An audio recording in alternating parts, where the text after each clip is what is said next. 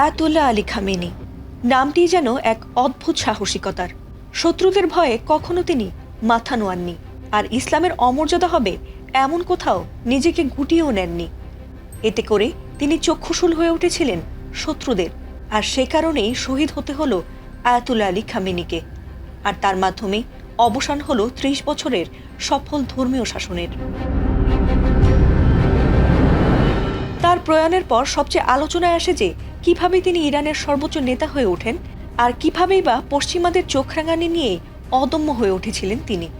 গত ৩০ বছরেরও বেশি সময় ধরে ইরানের সর্বোচ্চ নেতা হিসেবে দায়িত্ব পালন করেছেন আয়াতুল্লাহ আলী খামেনি।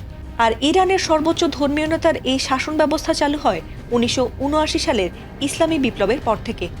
সেই বিপ্লবের মাধ্যমে ইরানের রেজা শাহ পাহলভীর রাজতন্ত্রকে উৎখাতের পর থেকে ইরানের ধর্মীয় প্রজাতন্ত্র প্রতিষ্ঠিত হয়।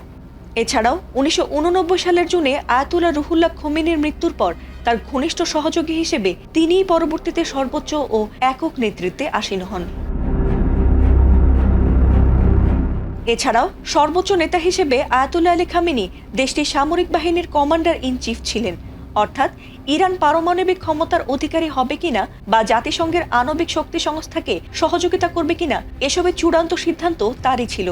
এমনকি তার হাত ধরে এই বিপ্লবী গার্ড ইরানের অন্যতম শক্তিশালী প্রতিষ্ঠানে পরিণত হয়। তবে গত বছরের ১২ দিনের ইরান ইসরায়েল যুদ্ধ থেকে মূলত ট্রাম্প নেতানিয়াহুর রোষানলে তিনি পড়েন বলে মনে করেন রাজনৈতিক বিশ্লেষকরা, আর সেখান থেকেই তার অবস্থান নজরে রাখতে শুরু করে তারা। এরপর ১২ দিনের যুদ্ধ চলাকালে খামেনি ও আইআরজিসি কিভাবে যোগাযোগ ও চলাফেরা করছিল সে বিষয়েও যুক্তরাষ্ট্র আরও বিস্তারিত তথ্য পায়। সেই অভিজ্ঞতার ভিত্তিতে খামেনির গতিবিধি তারা অনুসরণ করে, আর তার ফলেই তাদের হঠাৎ হামলায় শহীদ হয়েছেন এ সাহসী নেতা। ফাতেমা সুলতানা, এটিএন বাংলা।